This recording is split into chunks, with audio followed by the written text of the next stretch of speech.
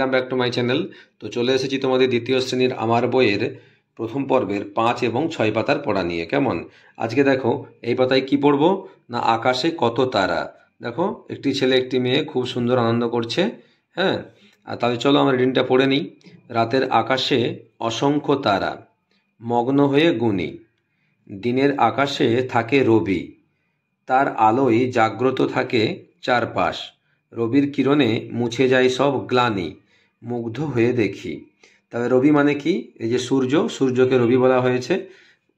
লেখা আছে দিনের আকাশে থাকে রবি, তবে দিনের আকাশে আমরা সূর্যকে দেখতে পাই, আর সেই সূর্যের আলোয় ঢাকা পড়ে থাকে কি? অসংখ্য তারা।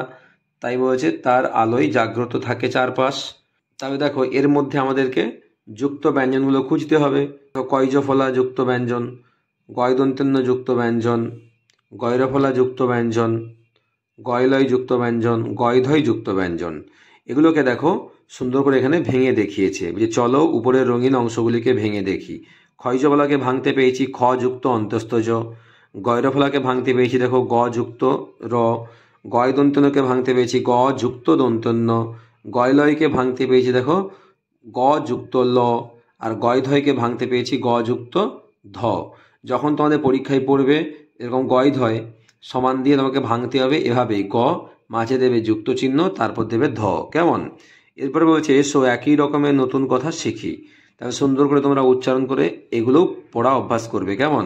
দেখো ময়স্যু ক্ষয়জফলা মুখ্য, ভ গয়দন্তেন্য ভগ্ন, অগয়রফলা অগ্র, গয়রফলা আকার ম গ্রাম, গয়লয় আকার দন্তেস্য গ্লাস, দ গয়ধয় দগ্ধ। ঠিক আছে? এরপরে কি বলছে দেখো, ঘর পূরণ করি একটি করে দেয়া হলো।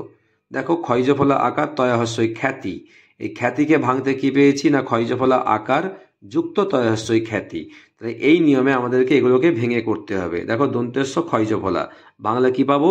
বাংলা পাবো দন্তেস্য, আর এই ঘরে হবে ক্ষয়জফলা সক্ষ।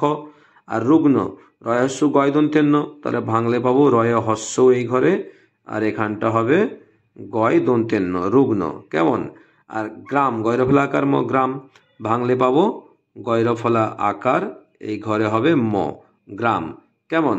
আর দুগ্ধ দয়হস্য গয়ধয়, তাহলে ভাঙলে পাবো এই ঘরে দয়হস্য যুক্ত গয়ধয় দুগ্ধ। ঠিক আছে? তাহলে তোমরা এভাবে সুন্দর করে এই পাতাটি করে নেবে রিডিং পড়ে। তাহলে চলো পরের পাতায় যাওয়া যাক।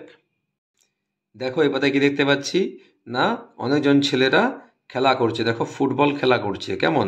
তাই দেখো লেখা আছে খেলার মাঠে। তাহলে এখানে খেলা সম্পর্কেই রিডিং পড়তে হবে আমাদেরকে। ঠিক আছে? তাহলে চলো সুন্দর করে আমরা রিডিং পড়া অভ্যাস করি। আজ ছিল ফাইনাল খেলা, গ্যালারিতে খুব ভিড়, দিক বিদিক থেকে লোক এসেছে, কোনো দলই গোল করতে পারল না। খেলা শেষে দু দলকেই যুগ্ম বিজয়ী ঘোষণা করা হলো। একজন আহত হওয়ায় খেলায় বিঘ্ন ঘটেছিল, মাঠে চিকিৎসক থাকায় সে শীঘ্র সেরে ওঠে। আচ্ছা, এই রিডিংয়ের মধ্যে কয়েকটা আমি মানে বলে দিচ্ছি। দেখো গ্যালারি মানে যেখানে বসে মাঠে খেলা দেখা হয়, আর দিক বিদিক মানে চারদিক থেকেই লোক এসেছিল দেখতে খেলা। কেমন? আর যুগ্ম বিজয়ী মানে হচ্ছে দুজনেই জয়ী, কেউ কাউকে গোল দিতে পারেনি, তাই দুজনেই বিজয়ী হয়েছে। কেমন? এবারে আমাদেরকে এখান থেকে কি বলেছে দেখো না, চলো উপরের রঙিন অংশগুলিকে ভেঙে দেখি। কেমন? তাহলে দেখো উপরের যে আমরা যুক্ত ব্যঞ্জন পড়েছি রিডিংয়ে, সেগুলো এখানে লেখা আছে এবং ভেঙে দেখানো আছে। দেখো গয় বয় কে ভেঙে পেয়েছে গ যুক্ত ব, ঘয় দন্তেন্যকে ভেঙে পেয়েছে ঘ যুক্ত দন্তেন্য, গয়ময়কে ভাঙতে পেয়েছি গ যুক্ত ম, আর ঘয়রফলাকে ভাঙতে পেয়েছি দেখো ঘ যুক্ত র, আর গয়জফলাকে ভাঙতে পেয়েছি দেখো গ যুক্ত অন্তস্থ জ। কেমন? এরপরে কি বলেছে দেখো, এসো একই রকমের নতুন কথা শিখি। অন্তস্থ জয়ে ওকার গয়জফলা যোগ্য, বয় আকার গয়ময় দীর্ঘই বাগ্মী, পয়রফলা আকার মধ্যাহ্ন প্রাণ, ত ময়োকার ঘয় দন্তেন্য তমগ্ন। ঠিক আছে? এরপরে দেখো কি বলছে, বাম দিকের সাথে ডান দিক মেলাই।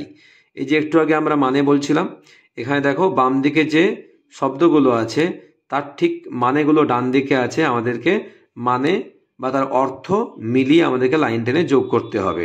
দেখো একটা করে দেওয়া আছে তালবস্য দীর্ঘই ঘয়রফলা শীঘ্র। শীঘ্র মানে কি দেখো তাড়াতাড়ি।